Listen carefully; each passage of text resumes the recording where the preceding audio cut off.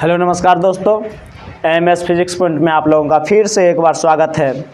आज मैं फिर आप लोगों के बीच केमिस्ट्री लेके आया हूँ। पिछले वीडियो में आप लोगों से रूबरू होके केमिस्ट्री का जो सिलेबस था उसके बारे में चर्चा किए हैं। आज हम लोग उसी को आगे बढ़ाते हुए चलेंगे। तो केमिस्ट्री में पिछले क्लास में जो सिलेबस के बारे में बताए गए थे, केमिस्ट्री को 3 भागों में बांटा गया है। पहला फिजिकल केमिस्ट्री, दूसरा ऑर्गेनिक केमिस्ट्री और तीसरा इनऑर्गेनिक केमिस्ट्री। या तो इसको ऐसे पढ़ सकते हैं, पहला फिजिकल केमिस्ट्री, दूसरा इनऑर्गेनिक केमिस्ट्री और तीसरा ऑर्गेनिक केमिस्ट्री। तो पहले हम लोग जो फिजिकल केमिस्ट्री में लिखे हैं वो जो सभी चैप्टर लिखे हैं, सभी प्रकार के जो टॉपिक लिखे हैं उसके बारे में हम लोग जानने की कोशिश करेंगे। तो एक एक टॉपिक के बारे में हम लोग समझने की कोशिश करेंगे। तो पहला आपका जो टॉपिक है उससे पहले हम जो आते हैं, यानी पहला जो एटॉमिक स्ट्रक्चर आपका पहला टॉपिक यानी कि चैप्टर का नाम था, उससे पहले हम लोग थोड़ा सा बेसिक कॉन्सेप्ट समझेंगे केमिस्ट्री का। यानी कि केमिस्ट्री के बारे में समझने की कोशिश करेंगे कि केमिस्ट्री का आखिर उत्पत्ति कैसे हुआ, ठीक है ना। छोटी छोटी बातें जहाँ से प्रश्न पूछे जाते हैं ये हम लोग देखेंगे। तो चलिए बेसिक कॉन्सेप्ट में समझने की कोशिश करते हैं। बेसिक कॉन्सेप्ट में हम लोग क्या समझेंगे, तो सर्वप्रथम यहाँ लिखा गया केमिस्ट्री। केमिस्ट्री को हम लोग कहते हैं हिंदी में रसायन विज्ञान। क्या कहते हैं? रसायन विज्ञान कहते हैं। तो प्रश्न आता है कि केमिस्ट्री हम क्यों पढ़ेंगे, तो केमिस्ट्री क्यों पढ़ेंगे? तो केमिस्ट्री में हमें विभिन्न सारे रसायनों के बारे में जानकारी मिलता है, विभिन्न प्रकार के खाद्य पदार्थों के बारे में जानकारी मिलता है, इसलिए केमिस्ट्री पढ़ना बहुत ज़रूरी है। तो केमिस्ट्री की उत्पत्ति कहाँ से हुआ? तो केमिस्ट्री की उत्पत्ति सर्वप्रथम माना जाता है कि मिस्र देश, एक मिस्र है आपका देश है, ये मिस्र यानी कि इजिप्ट, मिस्र में एक सर्वप्रथम जो केमिस्ट्री का अध्ययन किया गया था मिस्र में, वो जिस मिट्टी में किया गया उसका नाम था कीमिया मिट्टी। यानी कि मिस्र में कह सकते हैं, मिस्र में एक प्रकार का मिट्टी पाया जाता है, मिस्र में एक प्रकार का मिट्टी पाया जाता है जिसमें सर्वप्रथम केमिस्ट्री का अध्ययन किया गया था, और उस मिट्टी का नाम क्या था? कीमिया नाम था, कीमिया नाम था। यानी कि कह सकते हैं कि रसायन विज्ञान यानी कि केमिस्ट्री की उत्पत्ति मिस्र में एक मिट्टी पाया जाता है जिसका नाम कीमिया है, उसमें सर्वप्रथम केमिस्ट्री का अध्ययन किया गया। कहेगा केमिस्ट्री का अध्ययन सर्वप्रथम किस में किया गया? तो कीमिया नामक मिट्टी में किया गया, और इस मिट्टी का रंग जो था ये ब्लैक था, यानी कि काला था। कैसा था? काला था। तो प्रश्न पूछता है कीमिया नामक मिट्टी का रंग कैसा था? तो काला था। उसके बाद कीमिया नामक विशेष प्रकार की मिट्टी कहाँ पाई जाती है? तो ये मिस्र में पाई जाती है। इंग्लिश में इसी को कहते हैं इजिप्ट कहते हैं। ये बेसिक कॉन्सेप्ट था। और बेसिक कॉन्सेप्ट में क्या आता है कि केमिस्ट्री की उत्पत्ति जो हुआ था, ठीक है भाई, उत्पत्ति हो गया। अब इसके बारे में इसका आगे चल के पिता कौन कहलाया था? तो केमिस्ट्री का पिता एंटोनियो लेवोजियर साहब कहलाते हैं। एंटोनियो लेवोजियर साहब, एंटोनियो लेवोजियर साहब केमिस्ट्री के पिता कहलाते हैं। केमिस्ट्री के फादर, यानी कि कहने का मतलब फादर ऑफ केमिस्ट्री, यानी कि केमिस्ट्री के पिता, यानी कि जनक कहें, पिता कहें, बाबूजी कहें, सभी एक ही हैं। तो कौन कहलाएं? तो एंटोनियो लेवोजियर साहब कहलाएं। ये एंटोनियो लेवोजियर साहब किस देश के थे? तो ये जो है फ्रांस के निवासी थे। कहाँ के थे? फ्रांस के थे। प्रश्न पूछा जाता है एंटोनियो लेवोजियर किस देश के निवासी थे? तो फ्रांस के निवासी थे। उम्मीद करते हैं यहाँ तक आप लोगों को समझ में आ गया होगा।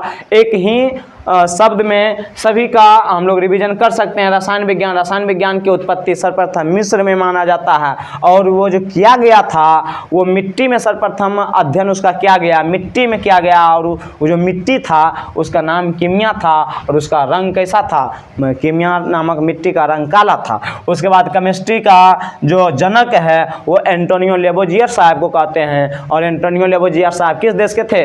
फ्रांस के थे। यहाँ तक कोई दिक्कत नहीं। इसके बाद हम लोग आगे आते हैं बेसिक कॉन्सेप्ट में, फिर इसके बाद आगे बढ़ने की कोशिश करेंगे। अब अगला टॉपिक छोटा सा आता है पदार्थ के बारे में। सबको पढ़ा होगा, बुतरू से लेकर अभी तक पढ़ने वाले होगा पदार्थ, यानी कि उसी को कहते हैं द्रव्य। इसको थोड़ा सा मिटा देते हैं, इसका आप लोग स्क्रीनशॉट ले लीजिएगा। चलिए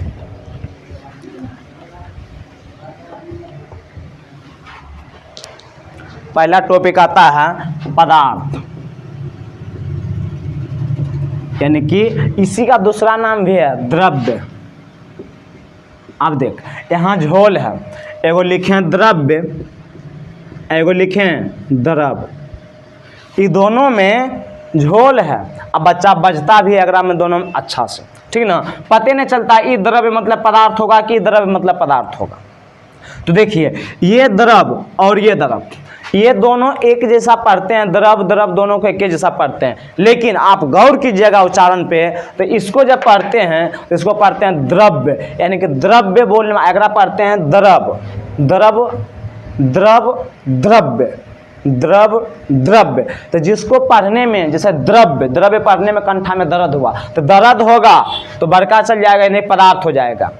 द्रव्य कंठ में दर्द हुआ तो पदार्थ चल जाएगा। द्रव नॉर्मली है तो पानी वाला यानी बहे वाला द्रव हो जाएगा, ठीक ना। तो ये आपका हो गया द्रव, पदार्थ वाला द्रव हो गया। इसी को कहते हैं मैटर कहते हैं या सब्सटेंस कहते हैं, मैटर। और आप लोग जानते हैं आप लोग जानते हैं चटवा के दुनिया के कोई भी चीज़ बिना मैटर के होवे नहीं करता है। तो समझते हैं पदार्थ क्या होता है। सर्वप्रथम समझेंगे पदार्थ क्या होता है, पदार्थ किसे कहते हैं। तो दुनिया की वे सभी वस्तुएं जिसमें कुछ द्रव्यमान हो, जिसमें कुछ द्रव्यमान हो, कुछ स्थान घेरे, द्रव्यमान हो, स्थान घेरे, स्थान घेरे, स्थान घेरे, रुकावट उत्पन्न करे, रुकावट उत्पन्न करे, उत्पन्न करे, उसे हम क्या कहेंगे, पदार्थ कहेंगे। दुनिया की वे सभी वस्तुएं जिसमें कुछ द्रव्यमान हो, कुछ स्थान घेरे, कुछ रुकावट उत्पन्न करे, उसे हम क्या कहेंगे, उसे हम पदार्थ कहेंगे। उम्मीद करते हैं आप लोगों को समझ में आ रहा होगा। और जैसे में एग्जाम्पल क्या हो जाएगा, जैसे हम लकड़ी, सोना, चांदी, टिकली, सिंदूर, ये सब क्या हो जाएगा एग्जाम्पल में हम लोग कह सकते हैं। लकड़ी, लकड़ी, टेबुल, कलम, कलम, कुर्सी, इसके अलावा भी गांव देहात में प्रयोग करते हैं टिकुली, टिकुली, सिंदूर, कंघी, आईना, ये सब हो जाएगा किसके अंतर्गत आएगा, पदार्थ के अंतर्गत आएगा। लेकिन अपवाद इसका क्या है, तो देखिए अपवाद में एक्सेप्शन में आपका आ जाता है, एक्सेप्शन में यानी अपवाद में आपका है प्रकाश। प्रकाश पदार्थ नहीं है, प्रकाश पदार्थ नहीं है। प्यार, कहते हैं ना हमें तुमसे प्यार है, तो प्यार को हम लोग आभास कर सकते हैं ओनली फॉर। तो ये प्यार जो है प्रकाश नहीं, ये प्यार जो है पदार्थ के श्रेणी में नहीं आता। भूख लग गया, हम केरा निकाल के दिखाएंगे ले भूख लगल है, नहीं दिखा सकते हैं, तो नहीं दिखा सकते हैं, तो ये जो है पदार्थ के श्रेणी में नहीं आता। प्यास किसी को निकाल कर दिखा सकते हैं कि ले प्यास लग गया, नहीं दिखा सकते हैं। नहीं तो भूख, प्यास, प्यार, इस सब प्रकार ये पदार्थ के श्रेणी में नहीं आता है। उम्मीद करते हैं आप लोग समझ गए होंगे। इसका आप लोग स्क्रीनशॉट ले लीजिए, ले लिए हैं। अब आगे आते हैं, अब पदार्थों का वर्गीकरण करेंगे। पदार्थों का वर्गीकरण करते हैं, यानी कि पदार्थों को जो बांटा गया है किस रूप में बांटा गया है ये समझने की कोशिश करेंगे। देखिए रसायन विज्ञान में हम लोग पदार्थ के बारे में देख लिए कि पदार्थ किसे कहते हैं। अब पदार्थ का वर्गीकरण किया गया है, जैसे कि हर घर में बंटवारा होता है तो किताबों में बंटवारा होता है, ऐसा नहीं कि किताब में बंटवारा नहीं होता है। किताब में यानी कि टॉपिक में बंटवारा हुआ, जैसे भाई भाई में बंटवारा होता है, गोतनी गोतनी में बंटवारा हो जाता है, उसी प्रकार से पदार्थ में बंटवारा हुआ चला। अरे मेरे दोस्त, पदार्थ में बंटवारा हुआ तो पदार्थ को बांटा गया दो आधार पे। कितने आधार पे? दो आधार पे। पदार्थों को बांटा गया दो आधार पे मेरे भाई मेरे दोस्त। पहला क्या है? पहला है भौतिक आधार। पहला क्या है? पहला है भौतिक आधार पर, पहला है चला भौतिक आधार पर, और दूसरा क्या है? दूसरा है रासायनिक आधार पर। रासायनिक आधार पर, रासायनिक आधार पर। और हाँ एक बात फिर, खाली देखने से नहीं होगा, कॉपी कलम लेके बैठ पढ़े ले, बलजोबरी पढ़ो, सफल बनना है चला, ठीक ना। बलजोबरी पढ़ने के लिए बैठो, थोड़ा मन करेगा कि नहीं पहले खा लेते हैं और बाद पढ़ेंगे ना, पहले पढ़ तब खो, ठीक ना। पढ़ने के लिए बैठो और जितना भी बता रहे हैं उसको समझने की कोशिश करो। ऐजा भेजा में घुसा, ऐजा घुस जाएगा, कॉपी में ऑटोमेटिक घुस जाएगा, ठीक। उसके बाद लिखने की भी कोशिश करना है, ये नहीं कि ऑनलाइन तक रह जाएगा। देख पदार्थों का वर्गीकरण किया गया दो भागों में, पहला भौतिक आधार, दूसरा रासायनिक आधार। पहला भौतिक आधार, दूसरा रासायनिक आधार। अब भौतिक आधार पर भी बांटा गया। भौतिक आधार पर मुख्यतः 3, टोटल 5। भौतिक आधार पर मुख्यतः 3, पहला ठोस, दूसरा द्रव। अब देख ये वाला द्रव लिखे हैं, एगो ये वाला द्रव्य था, एगो ये वाला। तो ई द्रव्य बोले में दर्द हो गया तो पदार्थ में चल गया। ये द्रव नॉर्मल बोल देते हैं, होता है ना कभी कभी किसी से विशेष प्रकार के प्यार हो जाता तो जाके कहिए देते हैं आई लव यू, चुटवा के होने से चप्पल लेकर आता ले दन सैंडल का छाप पड़ गया। ई वाला में कोई दिक्कत नहीं, आराम से लगता तनी मनी हुआ, ठीक ना। तो ई वाला आराम से बोलते हैं द्रव, कोई दिक्कत नहीं। ई वाला जब खतरनाक हो गया, चुट्टा खतरनाक बना देता है, तो ये हो गया द्रव। और बाद ये गैस। फिर 3 मुख्य रूप से हो गया। फिर चौथा भी अवस्था है पदार्थ के। पदार्थ की चौथी अवस्था का नाम क्या है? प्लाज्मा है। प्लाज्मा पदार्थ की चौथी अवस्था का नाम क्या है? प्लाज्मा है। और पदार्थ की 5वीं अवस्था का नाम क्या है? Bose Einstein condensate. Bose Einstein condensate. Bose Einstein condensate पदार्थ की 5वीं अवस्था का नाम क्या है? Bose Einstein condensate. तो भौतिक आधार देखिए, सर्वप्रथम केमिस्ट्री को बांटे क्या भाग में? क्या भाग में बांटे चला? तो 2 भाग में। पहला भौतिक आधार पर, दूसरा रासायनिक आधार पर, यानी कि physical changing and chemical changing. Physical changing में मुख्य रूप से 3, यानी कि मुख्य रूप से 3 गो है, टोटल 5 गो है। पहला है ठोस, सॉलिड, द्रव, gas, plasma, Bose Einstein condensate. पहला हो गया, दूसरा हो गया, तीसरा हो गया, चौथा हो गया और ये तो हर 5वां हो गया। उम्मीद करते हैं याद भी हो गया होगा। पढ़ो ऐसा कि तोहर 100% में 80% तुरा 80-90% तुरा क्लासे में घुस जाए, तो पढ़ने का मतलब हुआ, ठीक ना। तो देख भौतिक आधार पर क्या गो 3 गो, मुख्यतः 3 गो, टोटल 5 गो। पहला ठोस, द्रव, gas, plasma, Bose Einstein condensate, ये आपका भौतिक आधार पर हो गया। अब रासायनिक आधार पर जाते हैं, तो रासायनिक आधार पर भी पदार्थों को बांटा गया है। रासायनिक आधार पर पदार्थों को मुख्यतः 2 भागों में पहले बांटा गया है। पहले शुद्ध पदार्थ और दूसरा अशुद्ध पदार्थ। अगर दूसरों नाम है मिश्रण। अशुद्ध पदार्थ के दूसरा नाम क्या है? मिश्रण। ठीक, दूसरों लिखते जाना है। जैसे एक व्यक्ति का 75 गो नाम होता है छोटवा, कोई कहता है गधा, तो कोई बैल, तो कोई घोड़ा, तो कोई राम, तो कोई श्याम, तो कोई छोटवा, तो कोई मोटवा, यानी कि विभिन्न प्रकार के नाम से पुकारता है। उसी प्रकार से शुद्ध अशुद्ध पदार्थ के भी दूसरा नाम है। कि नाम है? मिश्रण है। देख अगला, शुद्ध पदार्थ को भी बांटा गया है। शुद्ध को बांटा गया है 2 भागों में। फिर कौन कौन भाग में चला? तो पहला तत्व, दूसरा यौगिक। पहला तत्व, दूसरा यौगिक। अब तत्व को भी बांटा गया 3 भाग में। क्या भाग में? 3 भाग में। कौन कौन है चला? तो तत्व को यहाँ कंडेंसेट लिख देते हैं, कंडेंसेट। इसको 3 भागों में कौन कौन? धातु, अधातु और उपधातु। ठीक, अब देख आगे। अब यौगिक भी बंटवाएगा, यानी कि यौगिक भी बंटेगा। तो यौगिक क्या भाग में बढ़ता है? तो यौगिक 2 भाग में बढ़ता है। कौन कौन चला? तो कार्बनिक यौगिक और अकार्बनिक यौगिक। अगला देख, कार्बनिक यौगिक और अकार्बनिक यौगिक। अगला आता है अशुद्ध पदार्थ। अशुद्ध पदार्थ के दूसरा नाम मिश्रण। अब मिश्रण क्या गो है? तो मिश्रण 2 गो है। मिश्रण क्या गो? 2 गो। पहला है समांगी मिश्रण। टुकुर देखना ना है, लिखने भी जाना और पहले समझो। पहले समांगी मिश्रण और विषमांगी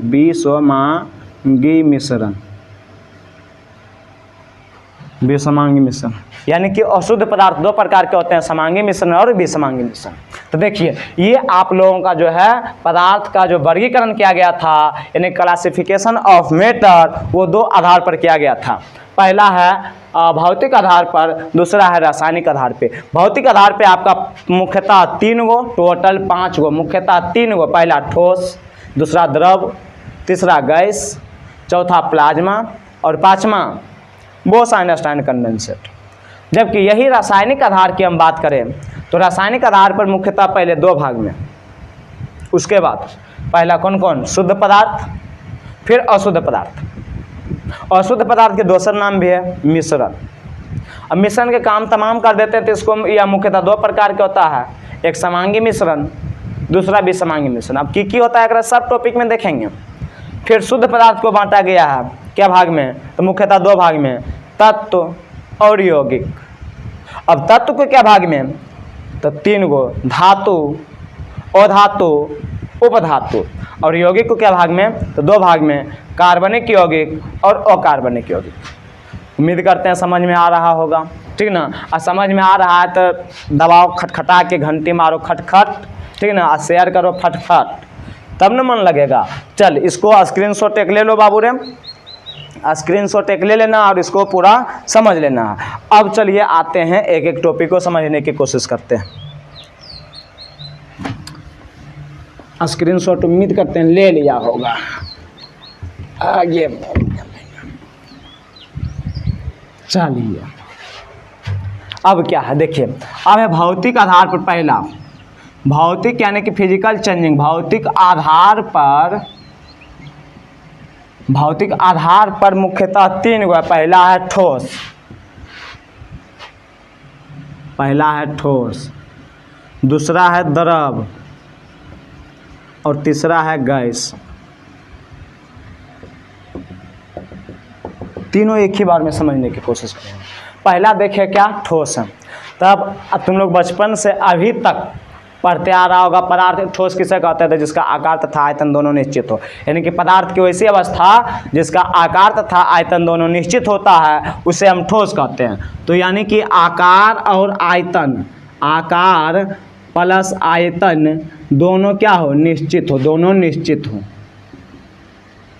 निश्चित होगा तो उसे हम क्या कहेंगे, ठोस कहेंगे। आकार और आयतन दोनों निश्चित होगा तो उसे ठोस कहेंगे। जैसे में ये ठोस है क्योंकि इसका आकार निश्चित है। मान लो कि यहाँ हम ये मार्कर है, इसको हम यहाँ से लेकर चल जाएंगे पटना तो पटना में मार्कर रहेगा, लेकर चल जाएंगे दिल्ली तो दिल्ली में मार्कर रहेगा। ये नहीं कि जहाँ इतना को मार्कर है कि इतना बिकता और यहाँ से पटना लेकर जाएंगे हेत को हो जाएगा, वैसे भी नहीं होगा, ठीक ना। यानी कि अगर आकार फिक्स है, आयतन भी फिक्स है, जितना यहाँ फैलल है, जितना हाथ छेका जा उतने हाथ हो जो छेकेगा। तो जो अगर आकार तथा आयतन दोनों निश्चित होगा वह कहेंगे ठोस।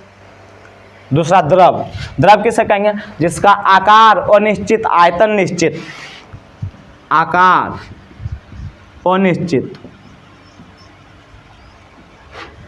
तथा आयतन निश्चित हो, आयतन की और निश्चित हो। और क्या कहेंगे द्रव, यानी कि आकार और निश्चित मतलब कहने का मतलब जकरा जोन चीज़ में डालें वही चीज़ का रूप ले लिया। जैसे कि पानी एग्जाम्पल में, एक एग्जाम्पल क्या हो जाएगा, एक एग्जाम्पल हो जाएगा टेबल, पेन, etc। इसका एग्जाम्पल देखिए क्या हो जाएगा, यानी कि जकर आकार अनिश्चित है मतलब जकरा में गया ओकरे में हो गया, ठीक ना। मतलब कि आकार जिस परिवेश में उसको ढाल दिए उसी परिवेश में वो आराम से एडजस्ट कर लिया अपने आप को। तो ओकर जैसे में एग्जाम्पल है, एग्जाम्पल क्या है, तेल, पानी, दूध, पेट्रोल, etc। ये सब हो जाएगा। जैसे कि तेल को बोतल में डालेंगे वैसे रहेगा, यानी बोतल का रूप ले लेगा।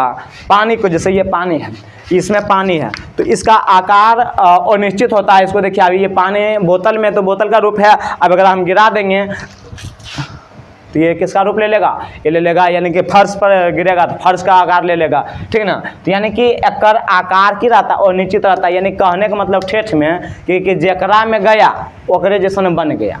मतलब लड़का के झुंड में गया तो लड़के जैसन बन गया, लड़के के झुंड में गया तो साड़ी पहन के लड़के जैसन बन गया।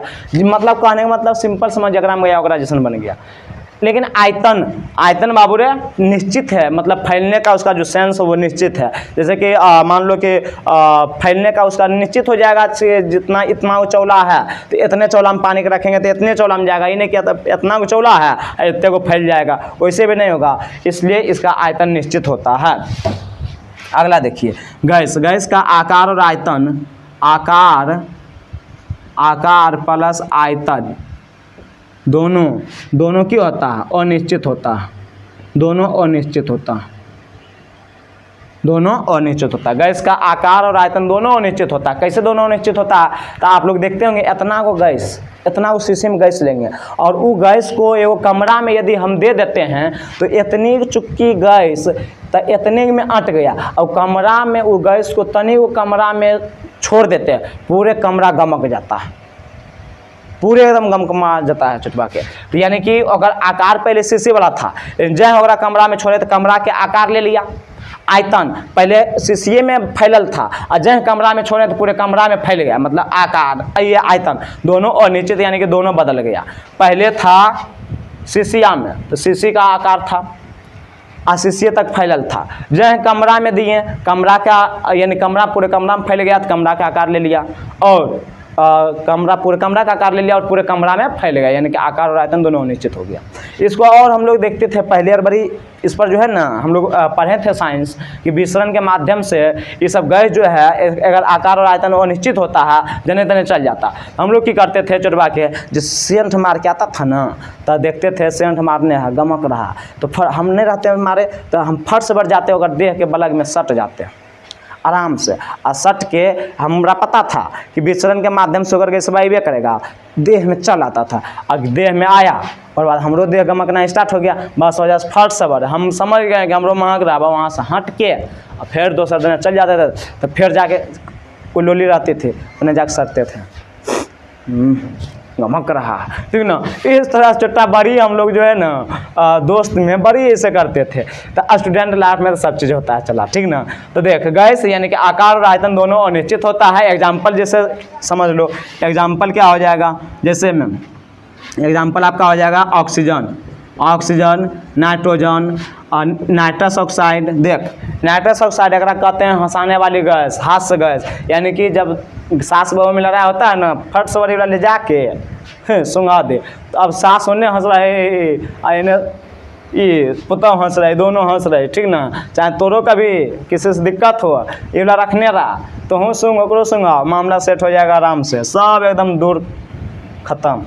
अब देख N2 हो गया, O2 हो गया, H2 हो गया, ETC, ये सब गैस है। ये सब कहीं भी देंगे तो फैल जाएगा एकदम, अगर कोई आकार और आयतन निश्चित नहीं होता फैल जाता। उम्मीद करते हैं कि समझ में आ गया होगा, ठीक ना। और सिंपल अगर देसी इलाज की है कैसे याद रखेंगे तो देख ठोस किसे कहेंगे, जो नहीं बहेगा ठोस, जो बह जाएगा द्रव और जो उड़ जाएगा गैस। फिर से जो नहीं बहेगा ठोस, जो बह गया द्रव और जो उड़ गया गैस। फिर से जो नहीं बहा ठोस, जो बह गया द्रव और जो उड़ गया गैस। जैसे हम लोग देखता है ना ऐसे मारते हैं, ठीक ना, उड़ाते हैं चुटवा के दोसर गैस, तो ये सब क्या हो जाएगा, ये सब हो जाएगा गैस। उम्मीद करते हैं समझ में आ गया होगा आप लोगों को। और समझ में आ रहा है वीडियो तो आप लोगों को शेयर करना है, शेयर करो, जितना शेयर करेगा उतना फ़ायदा आपको भी और जो बच्चे देखेंगे, जो भाई देखेंगे, जो दोस्त देखेंगे उसको भी फ़ायदा होगा, ठीक। अब इसका स्क्रीनशॉट एक ले लो, इसके आगे हम लोग बढ़ने की कोशिश करते हैं। ले लिए हैं, उम्मीद करते हैं ले लिए हैं। चलिए आगे अब बढ़ते हैं।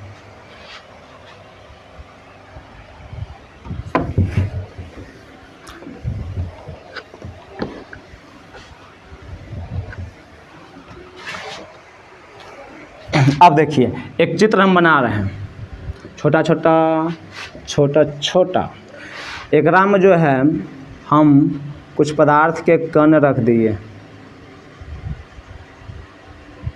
ये सटल है।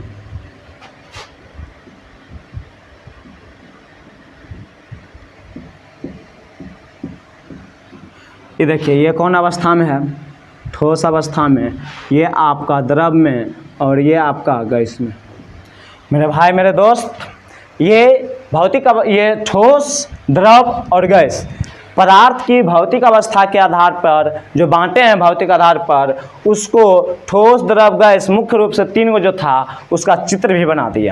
अब देखिए आप इसमें गौर कीजिएगा तो आप देखिएगा मेरे भाई कि इसके जो ठोस के कण है वो पूरा सटल है। जैसे हम लोग ठंडी में सट जाते हैं, पूरे एकदम सट जाते हैं, वैसे सटल है। द्रव का देखिएगा तो तनिसना इससे हटल है, देखिए यहाँ बीच में स्पेस जगह है, तनिसना हटल है। यानी कि नॉर्मल कहने का मतलब कि ये तो ठंडी में हुआ और नॉर्मल बरसात में इस रूप में रहते हैं। ई गैस देखिए कितने हटल हटल है। तो गर्मी के दिन में खोल खा यानी पूरे फैल जाते हैं। सट के यदि सर बैठा देते हैं, सट के एक बेंच में 5 आदमी की जगह 10-7 आदमी बैठाते हैं, 7 स्टूडेंट को ठूस ठूस के बैठा देते हैं, तो सर के कहते हैं सर नहीं हटेंगे, ठीक ना, कहा कि इन्ने से इन्ने पसीना बह बह के कनौका पसीना मिल जाएगा, पता नहीं चलता।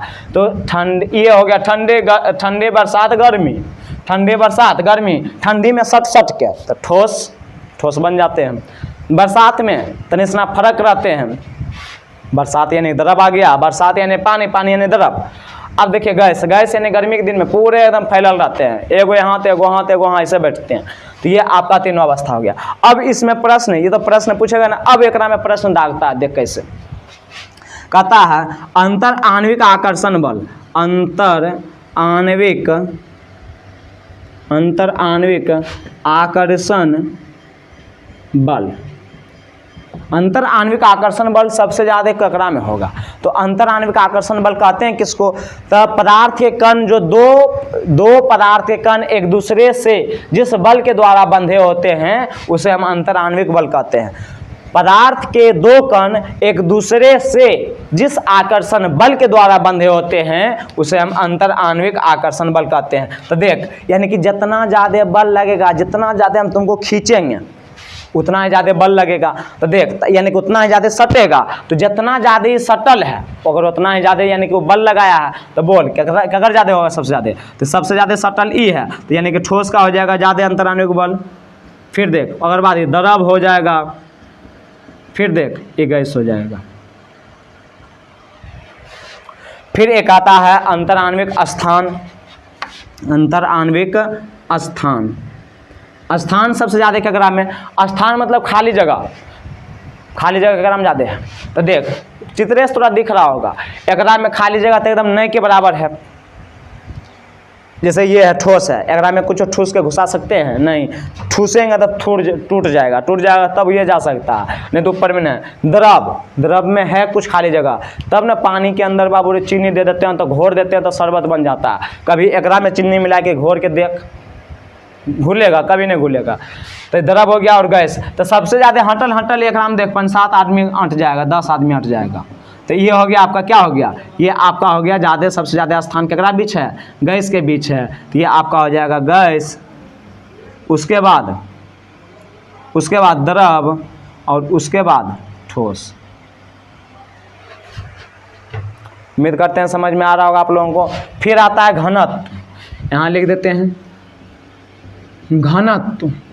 घनत्व सबसे, घनत्व मतलब होता है वही क्षेत्र में समझना, घनापन, यानी कि सटल के ज़्यादा है। तो देख अगर हम सटल के ज़्यादा है तो ठोस है, फिर द्रव है, फिर गैस है। तो लिखेंगे चला ठोस, फिर द्रव, फिर गैस। उम्मीद करते हैं आप लोगों को समझ में आ रहा होगा। उसके बाद आते हैं गतिज ऊर्जा के बारे में। गतिज ऊर्जा ये सबसे प्रश्न पूछता है, इसलिए इसको लिख लेना है, ठीक ना। गतिज ऊर्जा सबसे ज़्यादा ककरा में? सिंपल समझना है, गतिज ऊर्जा यानी कि फैलेगा आराम से, जल्दी क्या चलेगा। ई है और ई है। तो सबसे ज़्यादा तेजी किसके है? फैलली है, सबसे ज़्यादा फैलली है। तो फैलल है, जल्दी ज़्यादा उड़ेगा, यानी ज़्यादा दौड़ेगा। तो यानी कि सबसे ज़्यादा गैस, उसके बाद द्रव, उसके बाद ठोस। ये सब बेसिक कॉन्सेप्ट है, ठीक ना। ये बेसिक कॉन्सेप्ट है गतिज ऊर्जा। यदि कहता है स्थितिज ऊर्जा के बात करें, स्थितिज ऊर्जा बोल चला। स्थितिज मतलब रुकल के कोरिया जैसन करेगा। तो देख ये सटल ज़्यादा है, तेरा हटे में भी समय लगेगा। तो यानी कि सबसे ज़्यादा स्थितिज ऊर्जा केकरा में हो जाएगा? ठोस में, उसके बाद द्रव, उसके बाद गैस। तो ठोस, फिर द्रव, फिर गैस। स्थितिज ऊर्जा मतलब रुकल के सबसे ज़्यादा रहेगा, यानी कि आराम से ही आसन ग्रहण कर लिया, जैसे रावण कर लिया था ना आसन ग्रहण। माँ सीता से मांगती अब नहीं उठ सकते हैं पुत्री, हमें आके दे दो चुटवा। वही हाल है ठोस, एक जगह बैठ जाता, टगरबे नहीं करता है, ठीक ना। टगरावे की कोशिश करेंगे, टगरबे नहीं करेगा। अगला स्थितिज ऊर्जा हो गया है। इसके आगे यदि हम बात करें विसरण, अभी जो तोरा बता रहे हैं तो कहानियाँ, विसरण। विसरण सबसे ज़्यादा यानी कि फैलता है के ज़्यादा, सबसे ज़्यादा के फैलता है, तो विसरण सबसे ज़्यादा यानी गैस फैलता है, तब ना दोसर का आपला संठवा अमरूद आम आ गया था मुझा के उन्हें सट गए दूसरा में, ठीक ना। तो ये हो गया सबसे ज़्यादा विसरण किस में होगा, गैस में। विसरण मतलब फैलना, गैस ज़्यादा फैलेगा, फिर द्रव, फिर ठोस। उम्मीद करते हैं आप लोगों को समझ में आ रहा होगा। उसके बाद आता है प्रसार। प्रसार किस में होता है सबसे ज़्यादा, प्रसार। देख प्रसार मतलब भी होता है फैलना, विसरण मतलब भी होता है फैलना। तो जन्ने तने फैल गया, जन्ने तने यानी कि कहता है ना, जन्ने भोज मिला नौता देने दे होनी चल गए, तू हो गया प्रसार मतलब पसर गए। अब विसरण मतलब जन्ने से कार्ड आया, इनवाइट आया, उधरे जाएंगे, तो यानी कि एक निश्चित दिशा में फैलेगा तो गति ये सॉरी विसरण, और जन्ने तने फैल जाएगा तो क्या होगा, प्रसार। जन्ने तने फैलेगा तो प्रसार। अब यहाँ से दिमाग लगा के तुम लिख सकता है, प्रसार में गैस, द्रव और ठोस। उम्मीद करते हैं आप लोगों को समझ में आ रहा होगा। प्रसार किसमें सबसे ज़्यादा होगा, गैस में, उसके बाद द्रव में, उसके बाद ठोस में। ये पसर जाएगा, जितने चल एक प्रसार हो जाएगा, विसरण हो गया, स्थिति ऊर्जा हो गया, गतिज ऊर्जा हो गया, घनत्व हो गया, फिर अंतराण्विक स्थान हो गया, अंतराण्विक आकर्षण बल हो गया। उम्मीद करते हैं यहाँ तक आप लोगों को समझ में आ गया होगा। इसके आगे फिर क्या आता है, इसका स्क्रीनशॉट आप ले लीजिए पहले, फिर आगे बढ़ते हैं। हाँ ले लिए हैं, अब इसको मिटा देते हैं। अब देखिए यहाँ भी मिटा देते हैं।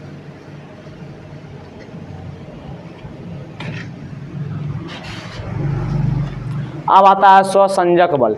स्वसंजक बल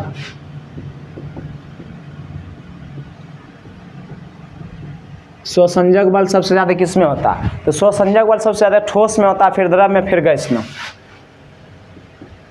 ठोस, द्रव, गैस में। स्वसंजक बल के कारण ही है सब लपेटती है तो यहाँ रह जाता, नहीं तो स्वसंजक बल कमजोर होता तो टघर जाता, ठीक ना। तो स्वसंजक बल के कारण सबसे ज़्यादा ठोस में, उसके बाद द्रव में, उसके बाद गैस में। फिर आता है पृष्ठ तनाव। पृष्ठ तनाव, पृष्ठ तनाव सबसे ज़्यादा किस में होता है, तो पृष्ठ तनाव आपका होता है यानी कि पृष्ठ तनाव अपना क्षेत्रफल को कम से कम कौन छोटा करेगा, तो ठोस पूरा सटल रहता है तो इसका पृष्ठ तनाव कम रहता है, तो यानी कि ठोस, द्रव, फिर गैस। ये सब से पूछा जाता है, ठीक ना। आप लोगों को ये सब नोट डाउन करना है। फिर आता है श्यानता।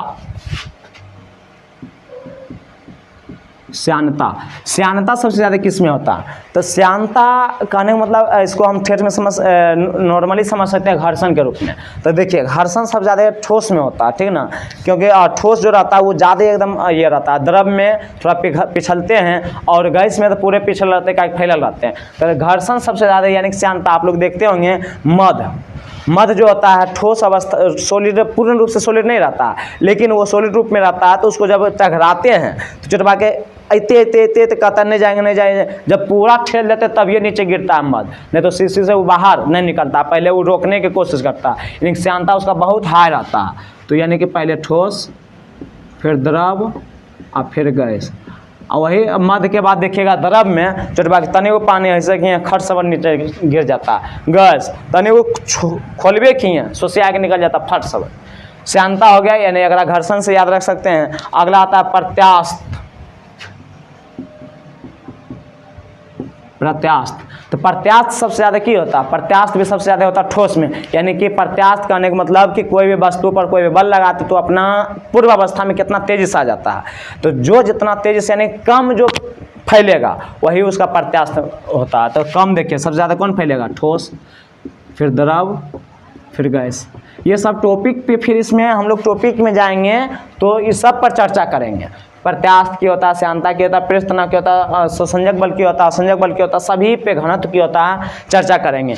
इसी के कारण कभी कभी तुम लोग बहुत देखता होगा, लोली लोग कभी कुछ करेगा तो फट से मुँहें चमका लेती है। अब वहाँ प्रत्यास्थ बल हटा, विरूपक बल हट गया, जैसे मुँह चमकाए वैसे रह जाएगा, ठीक ना, इसलिए चमकाना नहीं चाहिए, ठीक ना। चाहे कभी कभी ऐसे करता है, प्रत्याश हटा ऐसे कैसे रह जाएगा। तो उस तरह से भी नहीं करना चाहिए, प्रत्याश बल पढ़ना चाहिए। साइंस में बाबू रे तोरा हर चीज़ पढ़ना पड़ेगा, तुम जे भी दुनिया में जे चीज़ करता है सब साइंस में करता है। तो एक एक चीज़ को साइंस में उतारने की कोशिश करेंगे, खाली पढ़ना नहीं है, समझना भी है। और ये सब जो बताए हैं सबसे प्रश्न एकदम पूछा ही जाता है। ठीक, उम्मीद करते हैं आप लोगों को समझ में आ गया होगा। यदि आप लोगों को ये वीडियो ये समझ में आ गया टॉपिक, तो आप लोग को कमेंट करना है समझ गए। जहाँ दिक्कत हुआ, जो समझने में टॉपिक नहीं क्लियर हुआ, वो आप लोग कमेंट में पूछ सकते हैं। फिर हम नेक्स्ट वीडियो में उसका आप लोगों को थोड़ा सा सॉल्यूशन करवा देंगे, यानी कि डिस्कशन उस पर चर्चा कर देंगे। और आप लोगों को ये वीडियो शेयर करना है, लाइक करना है, सब्सक्राइब करना है। लाइक का टारगेट मान लो 20 गो लाइक आना चाहिए, ठीक ना। फिर आगे बढ़ेंगे तब ना, मन लाइक करेगा तभी ना बढ़ेंगे भोपाल, और आगे बढ़े मन करेगा बनाने का। चलिए आज यहीं तक रहने देते हैं, आज की कार्रवाई तक। Thank you very much. जय हिंद, जय भारत।